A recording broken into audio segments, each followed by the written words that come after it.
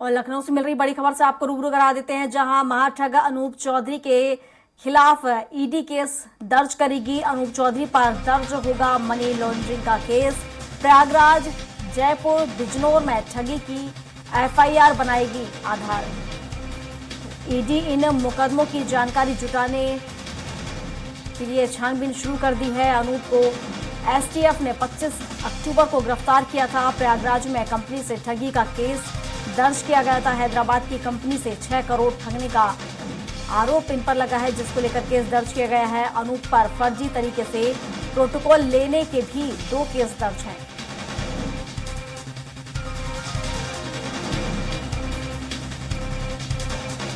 और इस पर विस्तार से जानकारी के साथ घनश्याम चौरसिया हमारे साथ लाइव जुड़ चुके हैं। घनश्याम, अनूप पर मनी लॉन्ड्रिंग का केस दर्ज किया जाएगा, क्या कुछ अपडेट इसको लेकर?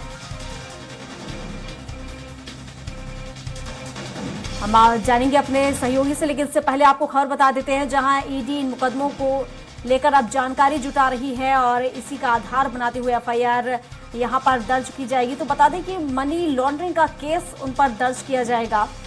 तो अनूप चौधरी पर मनी लॉन्ड्रिंग का केस दर्ज होगा। ईडी इसको लेकर कार्रवाई कर रही है, जांच पड़ताल चल रही है। महाठग है अनूप चौधरी और इनके खिलाफ अब ईडी केस दर्ज करेगी। तो आपको बता दें कि मनी लॉन्ड्रिंग का केस इन पर दर्ज किया जाएगा।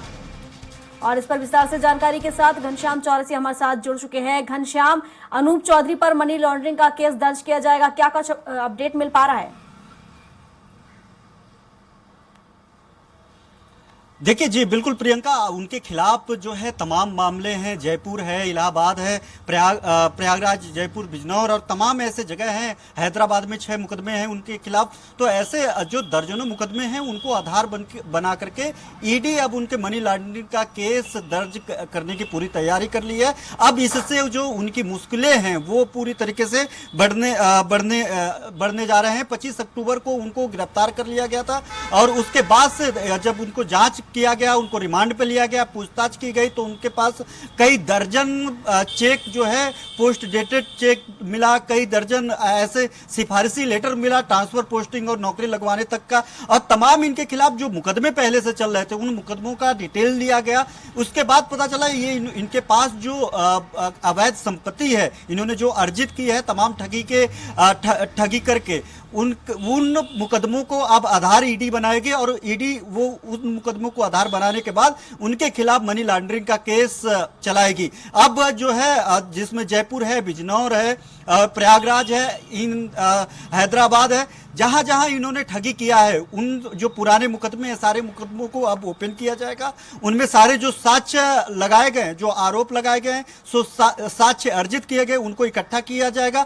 ईडी अब अपने जो है इंड में अब लेगी अपने पास ये सब सारे मामले को देखते हुए अब उनके मनी लॉन्ड्रिंग का केस चलाएगी और चलाने के बाद उनको जो उन पे शिकंजा बढ़ा दिया जाएगा। जाहिर बात है कि वो कई करोड़ों रुपए की जो है संपत्ति अर्जित किया है, बिना किसी आय के, बिना किसी सोर्सेज के जो है इन्होंने करोड़ों रुपए की संपत्ति अर्जित की है। इनका बैंक बैलेंस जो है, इनके जो प्रॉपर्टी है, तमाम शहरों में इन्होंने प्रॉपर्टी बनाया है। तो इसके जो सोर्सेज है अभी तक नहीं बता पाए। इसके पहले भी रिमांड पे उनको जब लिया गया तो तमाम खुलासे हुए, जिसके बाद से ईडी की नजर इस पे थी और जब सारे इनपुट ईडी के पास गया तो ईडी को लगा कि ये जो है इन्होंने जो संपत्ति अर्जित किया है वो कहीं ज्यादा है और ये इस मामले में जो है इस पे मनी लॉन्ड्रिंग का केस चलाया जा सकता है। अब उसकी ड्राफ्टिंग की जा रही है ईडी के द्वारा, अब पूरी तैयारी कर ली गई है। जाहिर बात है कुछ ही वक्त के बाद जो है कभी भी ईडी इस मामले में इनको मुकदमा दर्ज करके मनी लॉन्ड्रिंग का केस दर्ज करके उनको सुनवाई के लिए फिर से उनको रिमांड पे लेगी, सुनवाई के लिए बुला सकती है। जी प्रियंका। बिल्कुल घनश्याम, जिस तरीके से हम देखें यहाँ पर तो 6 करोड़ रुपए ठगने का कहीं ना कहीं इन पर आरोप लगा है। तो किन किन कंपनियों से ये पैसे ठगे गए हैं, क्या कुछ अपडेट निकलकर सामने आया? देखिए तमाम जो कंपनियां थी, जिन कंपनियों से इन्होंने ठगे थे, तो उसमें एक दो कंपनी ही सिर्फ कंपनी थी, इंडिविजुअल इन्होंने वर्क किया।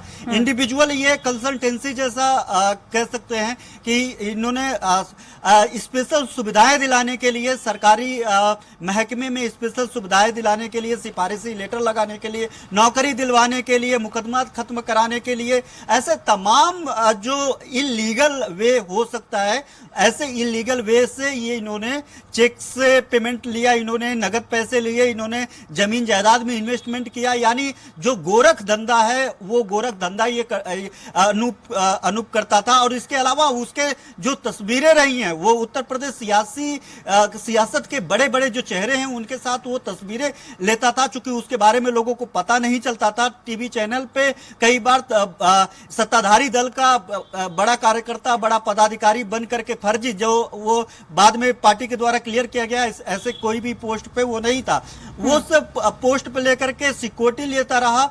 और तमाम ऐसे जिलों में जहां पे जाता था वो वहां पे प्रोटोकॉल फॉलो करवाता था, प्रोटोकॉल लेता था, वो पत्र बकायदा लिखता था। और जिस पोस्ट का वो जिक्र करता था अपने, वो पोस्ट सत्ताधारी दल के पास था ही नहीं। तो ऐसे में वो जो सब्जबाग था, उस सब्जबाग के जरिए सर्किट, जहां पे जिस जिले में जाता था वो सर्किट हाउस में रुकता था, वहीं पर मीटिंग करने के लिए बुलाता था और वहीं पे सिफारिशी लेटर बनाता था। कभी किसी मंत्री के साथ तस्वीरें, कभी मुख्यमंत्री के साथ तस्वीरें, कभी डिप्टी चीफ मिनिस्टर के साथ तस्वीरें, और तमाम यहां से लेकर के केंद्र सरकार के लोग, बड़े चेहरे जो सियासतदान हैं, उनके साथ वो फोटो खिंचवा करके उसी को दिखा करके वो सब्जबाग फैलाता था। लोगों को लगता था इसका सियासत में और सरकार में अच्छी खासी पैठ है, जिसके बाद उसके झांसे में आ जाते थे। किसी का मुकदमा खत्म कराने के नाम पे, किसी का काम दिलाने के नाम पे, ठेका पट्टा दिलाने के नाम पे कि बड़े बड़े काम हम दिलवाएंगे, अरबों रुपए के, खरबों रुपए के काम दिलवाने का झांसा देता था, जिसके लिए वो टोकन मनी, एडवांस में टोकन मनी लेता था।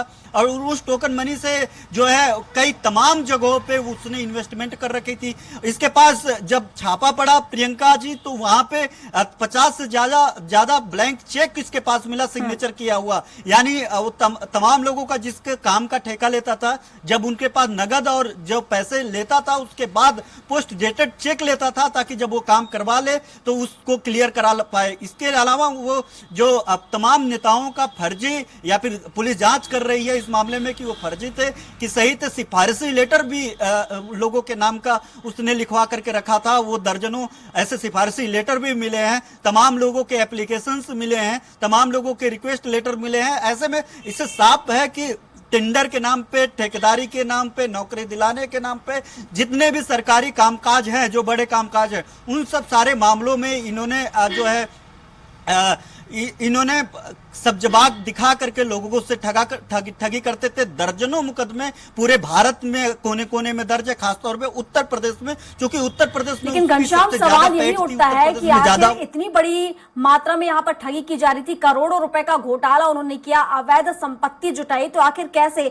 सवाल खड़ा होता है कि क्या किसी बड़े अधिकारी का संरक्षण यहाँ पर महाठग को प्राप्त था?